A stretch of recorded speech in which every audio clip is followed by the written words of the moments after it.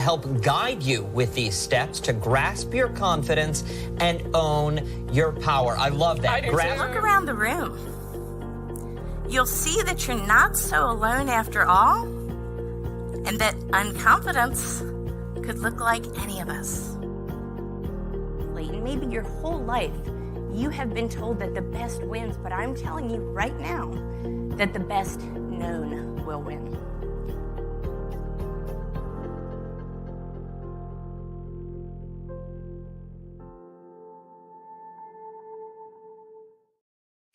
Hello, everyone. Welcome to Grasp Confidence Podcast. I'm your host, Tara LaFawn Gooch, and this is going to be an exciting show. We're going to deliver a lot of value for anyone who's in business, which is most of us, I think, right? Maybe all of us. We're in business, whether we're an executive leader at our companies, whether we're an entrepreneur doing our own thing. Maybe we are an entrepreneur and a speaker. Maybe we're an author. Maybe we are doing an investor presentation and making a really big life-changing pitch that could ultimately change the trajectory of our lives and careers and future. We've all been in this scenario or will be one day. So I thought it would be really key to bring on my friend and coach, because he helped me before my TEDx talk, Claudio. Claudio, welcome to the show. Please introduce yourself. Tara, thank you for having me. First of all, it's a real honor and pleasure to be here. And I'm not a fan of long introductions, so the short end is I am a presentation coach. I help people prepare for their high impact speaking opportunities. You know, those things that really count, like investor pitches, TED and TEDx talks, keynotes, and even Shark Tank and other media appearances. One day I'll be on Shark Tank, not today, but one day, right?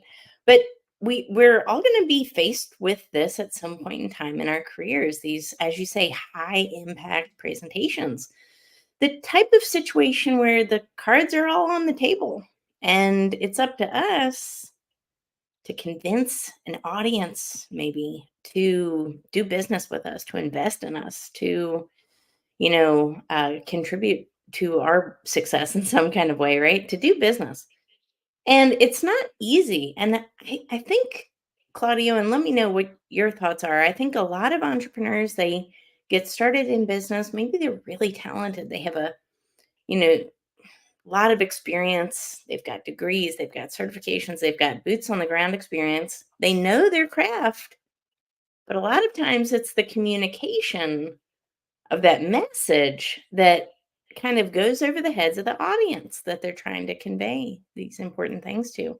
What do you think about that?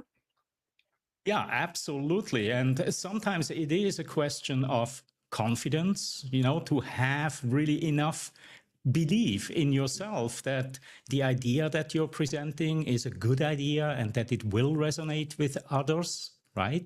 So confidence plays a huge role, and you are the queen of confidence, right? And I believe that once you reach that level where you're comfortable in your skin, when you are going out, you're talking, and this is not just in high impact situations or high stakes presentations. Some people, they really struggle in front of people in public speaking situations, even if there isn't all that much on the line. And I believe there are some remedies how we can become more confident in these kind of speaking situations. This is the keys to the kingdom, everybody. Honestly, this could really make or break a business, your reputation, how much money you make. I like to reference this quote a lot because I think this information needs to be put out. According to the Carnegie Institute of Technology, 85% of our financial success is due to our interpersonal skills, our ability to communicate, negotiate, and lead. Shockingly, 15% of our financial success is actually due to technical knowledge.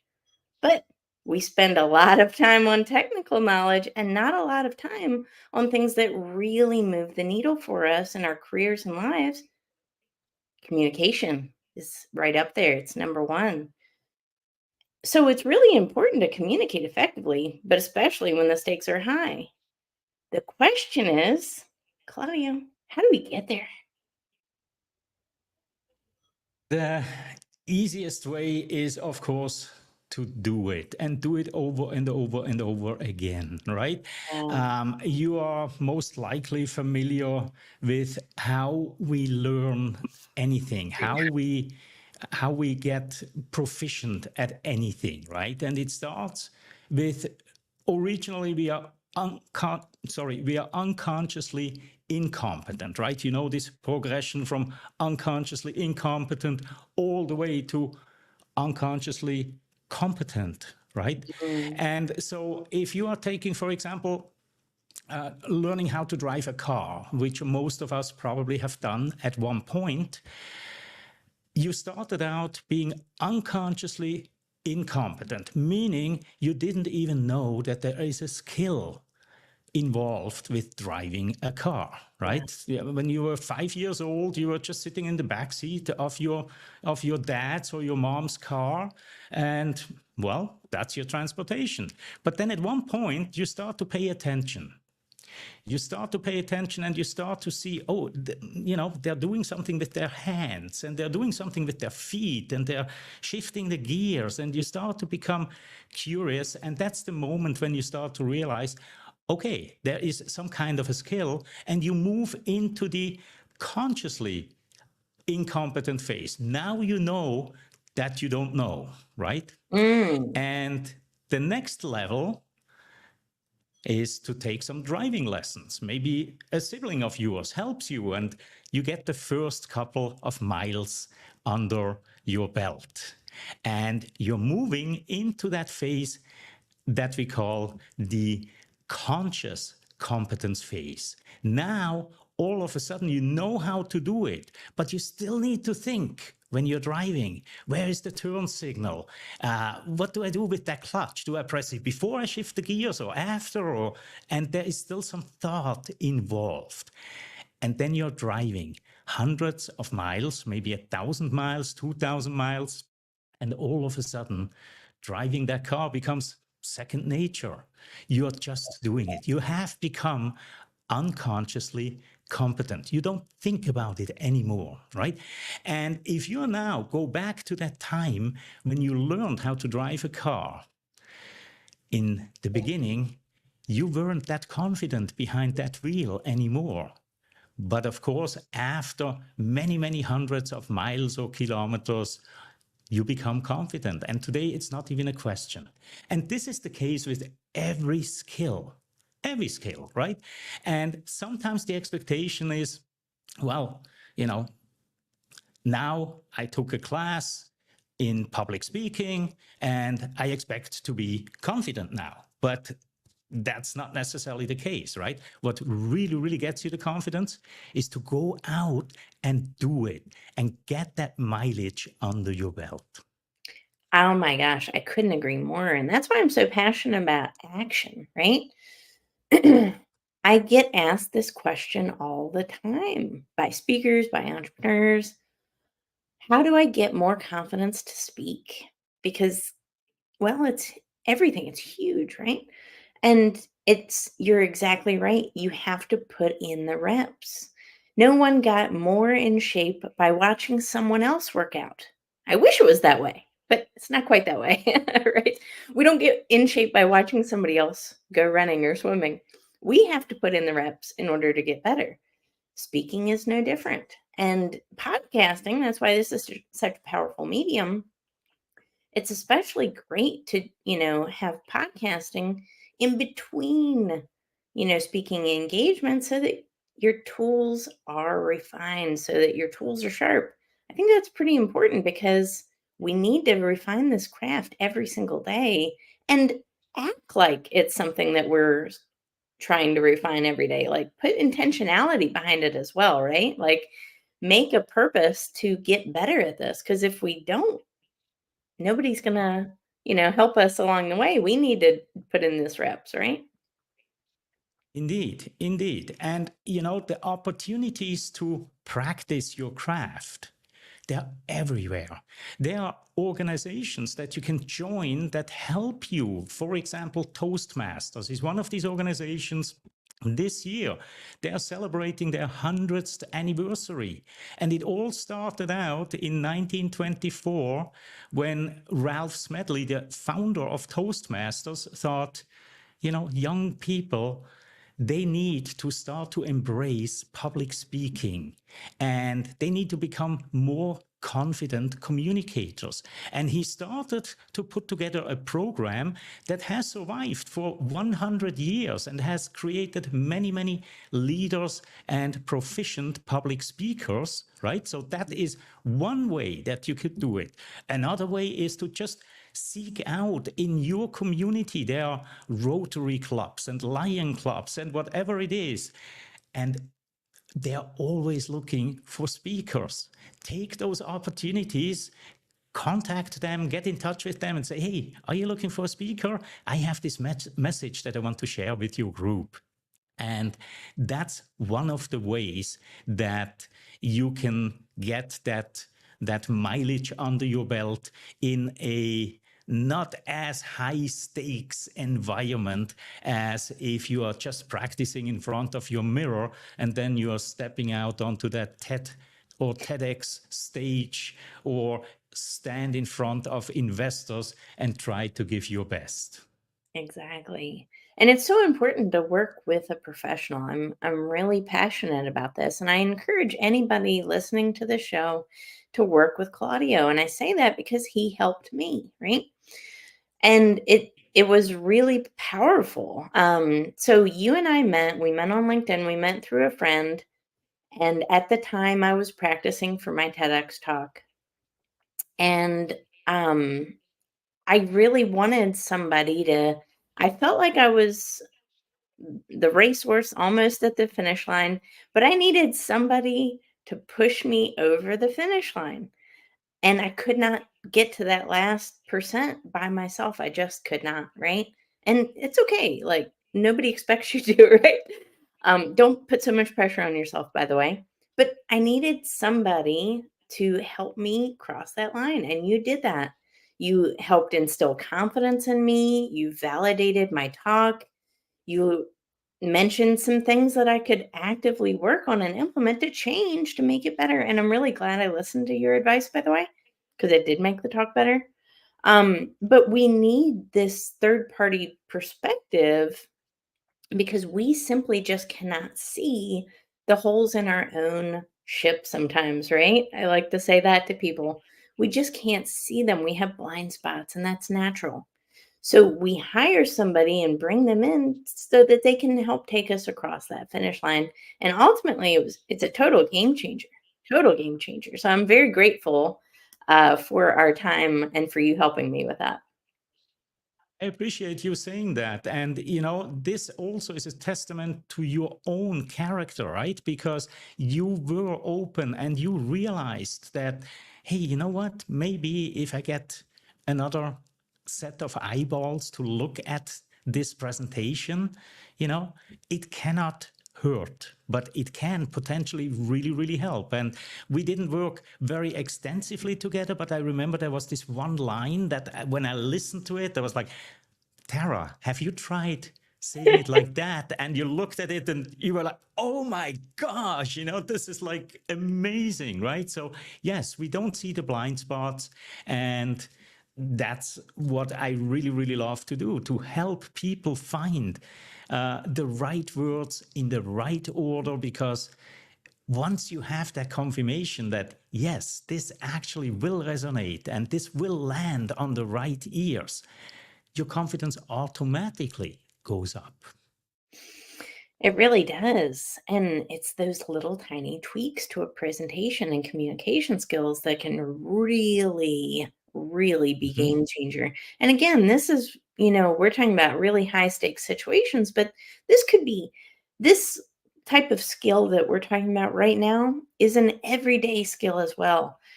Because every single day we're negotiating something. We're using communication skills to negotiate something, to sell something, to advertise something, to market something, whether we realize it 100% or not, right? And our ability to communicate is directly proportionate to the income. Again, going back to that quote, the income that we can make in our lifetime. So this has tangible and intangible qualities to it. And the confidence is a big part of that. And the more reps you put in, the more comfortable you become. All of a sudden, the more confident you become, the more competence that goes along with it, right? Indeed, indeed, indeed, indeed. Now, here is the thing with confidence, and it goes the other way as well. Anxiety, right? Because anxiety is kind of like on the other side of confidence. They're not really directly, it's not the other side of the coin, but they are somewhat related, right? But here is the thing, and I think once people realize this, everything becomes so much easier. And that is, when we are looking at confidence, we think it's something we have. And I can switch on or off my level of confidence, right? It's almost like an on-off switch. Okay, I'm not confident, switch it on, I'm confident, right? But here's the thing, confidence is not something we have. Confidence is something we do. And it's really a linguistic trick here that our minds are playing with us, right? Because when you look at it, confidence is a noun. And a noun is typically a thing. But there are special nouns that they aren't things. They're actually processes, right? There is a process behind it. And when you look at confidence, or on the other side, anxiety, right?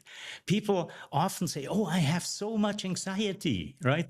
And the way that I work with them is to make them aware that it's not something that they have. So I ask them and say, how do you do it? And just the question, how do you do it, starts to make them realize that, hey, wait a second, this is actually an internal process that's happening inside of me. And that gets you way, way quicker to the level of finding what it is that makes you confident. So powerful and tangible, very tangible and relatable. I like that. Because we often think confidence is elusive. And, these semantics we're talking about, if we continually say things like, I have anxiety, right? And putting that out to the universe that we have these things. What if we said we don't have anxiety, right? What would happen? What would happen, right? If we stopped saying, I am this, I have this, and taking possession of the things we don't want. I think that happens a lot too in speaking, that people think they're not natural speakers, they're not good at speaking. How could I get better at speaking if it's my biggest fear? Mhm. Right? Mhm. And this lack of confidence can hold people back a lot of times from even just making that first push. Yep. What do you think Yeah. about that? How could somebody go from saying, I'm not confident? Again, they a lot of times own that and say, I am this, to saying, I can do this. Again, I think the first step is to realize that there is a process behind it, right? Because when we look at the process, we realize that we can influence it. We can change steps in the process. I usually don't ask people, how do you do confidence? But I ask them, how do you do anxiety, right? And the responses that I get, and sometimes people go like, what do you mean? How do you do it, right? And I say, well, just imagine you take a day off from yourself. You take a vacation from yourself, but you have this important pitch that you need to go and perform. I'm going to step in for you, right? Now, I want to do a really, really good job at being exactly you. What do I have to do to be anxious? What do I have to do to get that anxiety level up, right? And Wow. then all of a sudden I get these responses. People tell me, well, the first thing that I do is I look out at the audience and I see all these big heads with these huge eyes, and they're staring at me and they're just waiting until I make a mistake. And I go like, ooh, cool. But you do realize that you make those images yourself. Now let's change them a little bit.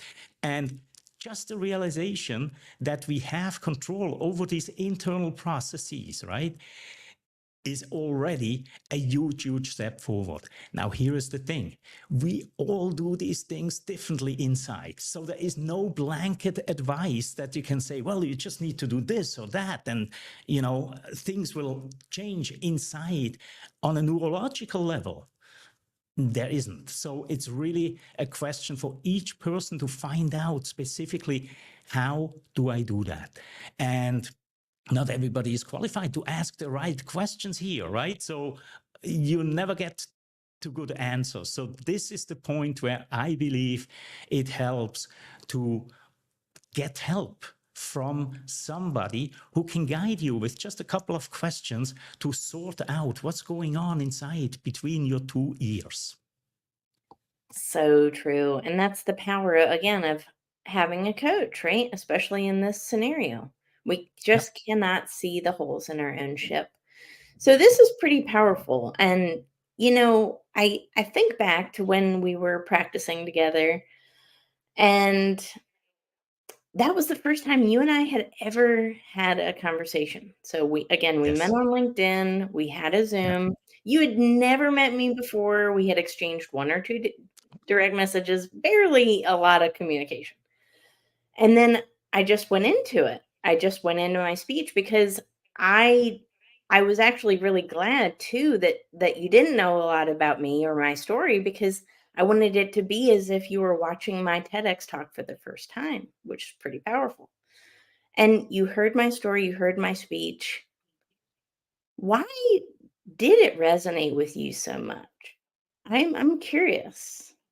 Well, in your case, it was twofold. One was the content in itself, right? I mean, the message that you had in that TED Talk about gratitude resonated so deeply with me. As a matter of fact, I have this video that's hidden somewhere on my YouTube channel. It's unlisted, it's not public, of a practice run that I did once about how to lead a happy life. And I shared 3 tips. And my third tip in that was keep a gratitude journal. And by that, I don't mean, write a book, write the next, Gone with the Wind volume, not at all. But just every single day before you go to sleep, take out the journal and write down 3 things that you're grateful for that happened during the day. And that can be just one word or one sentence, one phrase that later on can remind you of the moment. And if you do that right before you go to sleep, right, you are actually drifting into sleep, focusing on the good stuff that has happened in your life, because we all are bombarded with negative news all day long. And it is so easy to take all of that with us into our sleep. And then we wonder why we have, problem falling asleep and why we have nightmares and whatever. So to me, it really resonated on a topical level, first and foremost. And then second, once I saw you perform, and to me, every presentation, every pitch is a performance, right? It's not just a pitch. It's not just, no, it's a performance that starts at the moment you walk onto the stage. And it makes a difference on how you walk onto the stage. If you want to be really, really confident, when you start your presentation, walk onto that stage and do things inside of your mind that will help you elevate that energy a little bit, and you're starting off on the right foot. So when I saw your energy bundled with the topic, I was like, this is going to be a winner. This is going to be an absolute winner. And I told you in that session, I said, don't be surprised if you get hundreds, thousands, maybe even millions of views on that TED Talk. And you've got hundreds, thousands of views in even a very, very short time. So congratulations on that, Tara. Well, and you saying that, again, helped my confidence. So when I did do the act of presenting on stage, I felt like you were there with me saying, hey, you did good once before. You just have to do it one more time and you're done. And I literally kept thinking that. Just do it one more time and you're done. You don't have to think about it anymore. Right, But right. You were there kind of guiding me in spirit a little bit. Right. Now, here is the question that has been burning on my mind actually for quite a while, because I know you had a wardrobe mishap just as you were getting ready, right? And you're cringing right now just at the memory of it. What exactly happened? And I'll ask you another question after that, but what exactly happened, just for everybody listening to us here? Yeah, I got a wardrobe malfunction, true story, in the worst spot. Well, I guess not the worst spot because at least I wasn't dancing or twirling on stage. So thank God it was pretty much stationary. But yes, the seam of my dress in the back busted, and I had about an inch or so hole back there. And it literally happened. So we had a break right before I went on. It was a 20-minute break, and it happened then as I was trying to fumble and get myself dressed and undressed. And I have this in the back of my mind the whole time. I tried not to, but yes, it was a little deterrent. It was a little bump in the road. I tried not to think about it though, Claudia. Let me ask you this as a follow-up. Did this have an impact on your confidence level? Either way, improve it or decrease it? I would say as soon as I was up there, I was fine. But the going up to it, like from the moment I opened the curtain, literally opened the curtain to walk out, I was thinking about this because I was thinking, there's a camera this way. What if they catch an inopportune second as I'm walking past? But I tried not to focus on it too much and just walked out there. And once I was on the red dot, I was okay. Interesting. And this is really what shows us a little bit about confidence, right? That it's so often based on what will other people say? Right. What do other people think about me, about my dress, about the hole in my dress, and so on, right? It has nothing to do with the message that you're going to communicate.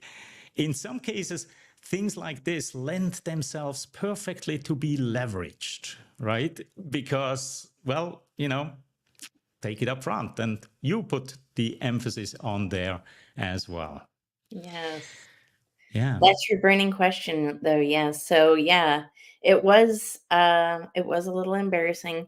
I had a friend in the audience, thankfully, and I went up to her during the break.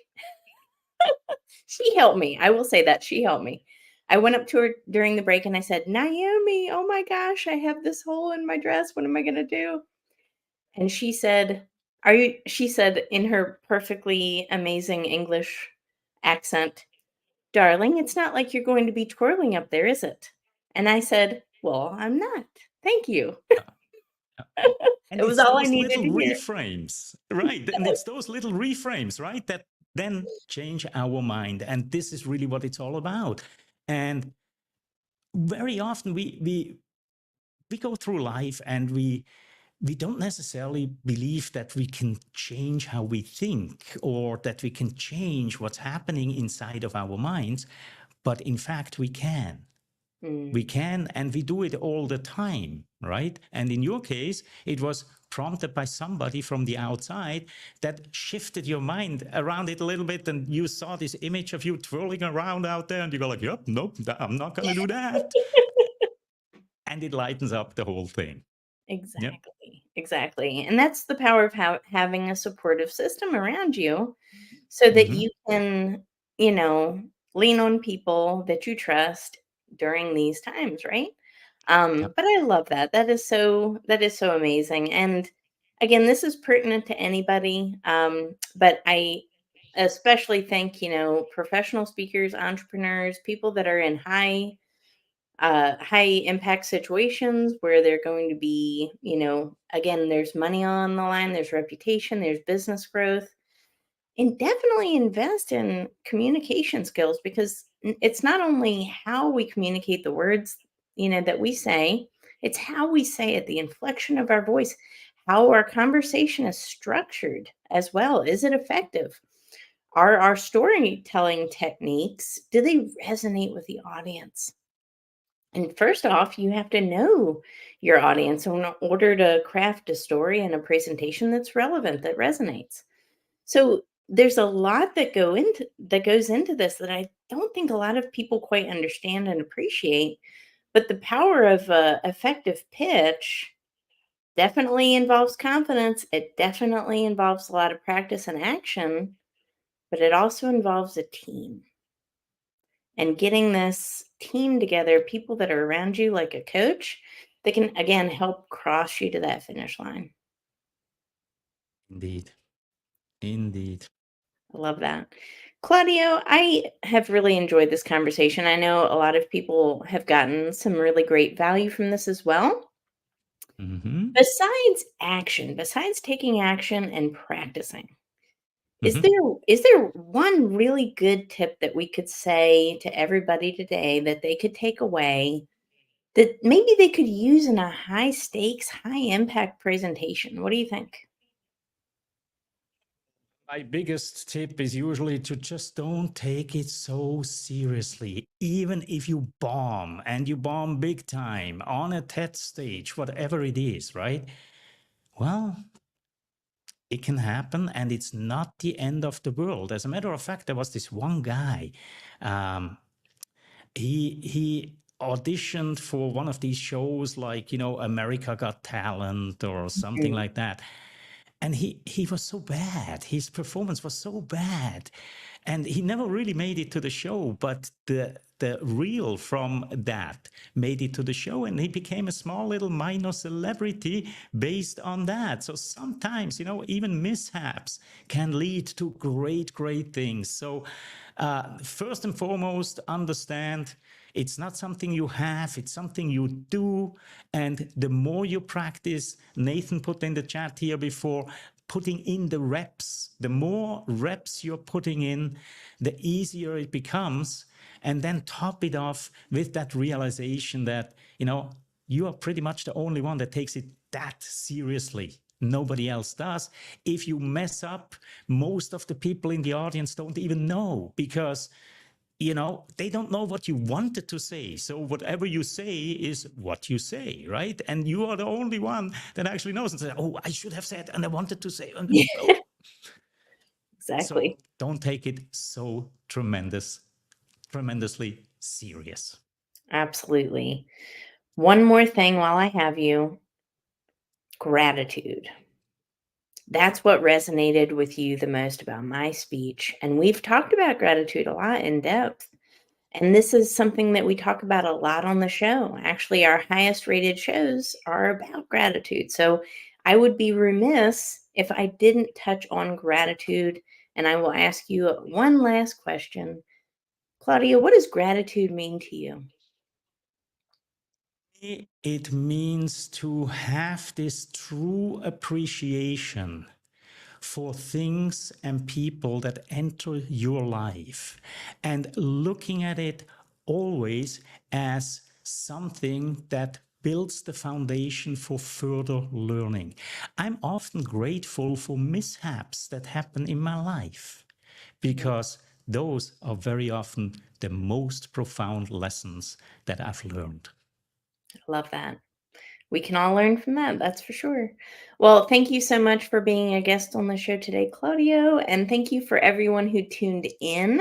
Don't forget to hit subscribe, follow the show, Grasp Confidence Podcast, because we are aiming to be one of the top personal development, self-improvement podcast there is, we can only do that with listener support. So like the show, leave a review, share it with your friends, and tell other people to tune in, because we bring in the best guests around the world for a reason. It's to add value to our listeners.